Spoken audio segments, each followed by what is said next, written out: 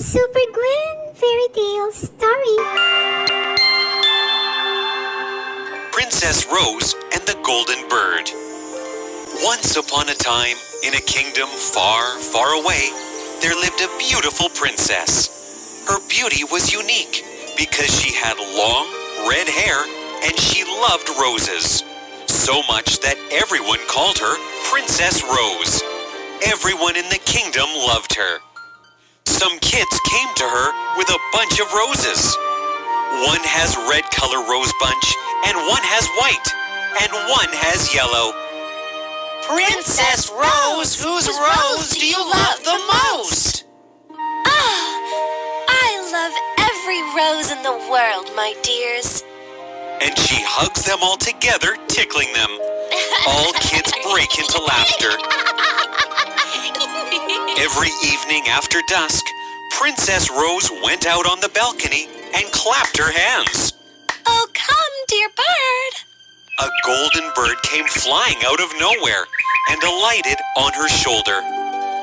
Instantly, the princess's hair began to shine ablaze with brilliant red light. Oh, you cute, naughty little bird. You like to play with my hair. Soon, the bird would start to warble an enchanting tune. Princess Rose joined it in a song, and everyone in the kingdom fell asleep and had sweet dreams till the break of dawn. What a sweet voice. Good night, my dears. Sweet dreams. Thus passed the years. Every evening, Princess Rose, along with the little golden bird, sang a loving lullaby, so that all the people fell asleep and had sweet dreams till the break of dawn. Until one day, something terrible happened. A wicked witch learned about Princess Rose.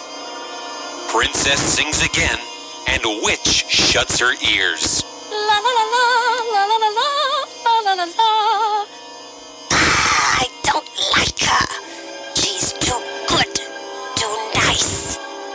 The evil witch decided to curse her. Abracadabra, simsalabim. May the roses color dim. And Princess Rose's hair instantly turned as black as tar. Oh, my! What happened to my hair? But I have to sing to my people. Put them to sleep with sweet dreams. But that evening too, Princess Rose went out on her balcony and clapped her hands. But when the golden bird appeared, her hair glowed black instead of red. Oh, no! The bird warbled its enchanting melody, and Princess Rose sang her lullaby. Everyone in the kingdom fell asleep, but that night they only had bad dreams and nightmares. Oh God, it was so scary. All I saw was darkness. And I saw snakes everywhere. I saw I was drowning in the ocean. I am too scared to sleep now. On the following day, the saddened princess called the bird and told her concern to her and asked for a solution. Tell me, golden bird, how can I make my people's dreams so sweet again till the break of dawn? Black hair in rose water. Black hair in rose water? Will that help? I wonder. The princess wondered at this counsel, but abided by it nevertheless. She filled up a basin with water and sprinkled rose petals on its surface. Then she dipped her hair into the rose water, and it instantly turned red again. Oh my! They're red again! Thank you, birdie, thank you! That evening, when the bird perched on her shoulder, the radiant red glow of her hair lit up the night sky once more. The princess sang her lullaby, and everyone in the kingdom fell asleep and had sweet dreams till the break of dawn. What? She's back? The wicked witch was so very angry that her curse had been broken that she decided to cast it again. Now Now I will show her my power. Abracadabra, simsalabim, may the roses color dim. And the princess's hair turned black as tar again. Oh no, not again. What is happening to me? Only this time the witch also picked up all the rose blooms in the entire kingdom. She sees the princess sob and gets very happy.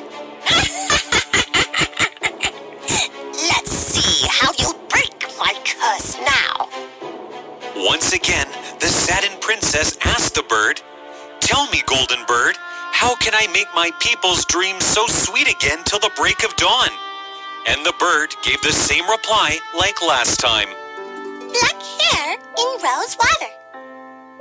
But there is not a single rose left in the entire kingdom. Black hair in rose water. The bird chirped and flew away.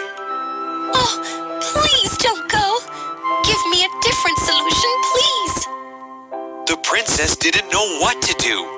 So great was her anguish that her eyes filled with tears, one of them falling to the ground below.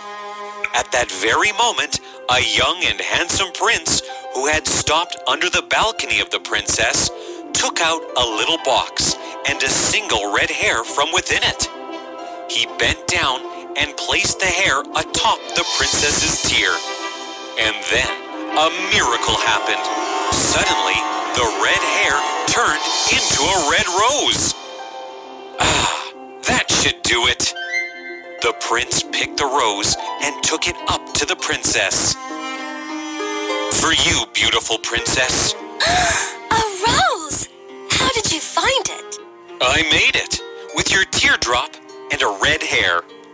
Excited, she took the rose and immediately brushed off her tears and plucked its petals to add to the water in the basin. Then she dipped in her hair, and the curse was broken. Everyone gasped in astonishment. Oh, what magic! Young man, where did you find that red hair?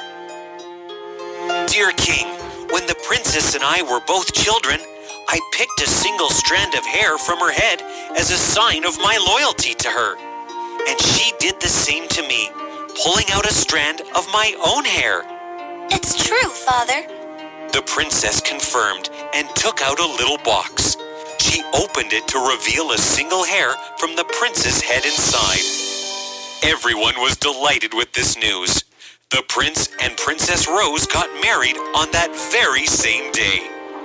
Upon learning that her curse had been broken again, the wicked witch's evilness swelled so much that she exploded into 1,000 tiny pieces.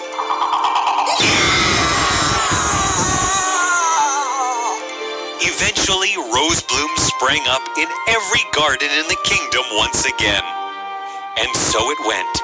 Each evening, Princess Rose sang her loving lullaby, so that all the people fell asleep and had sweet dreams till the break of dawn.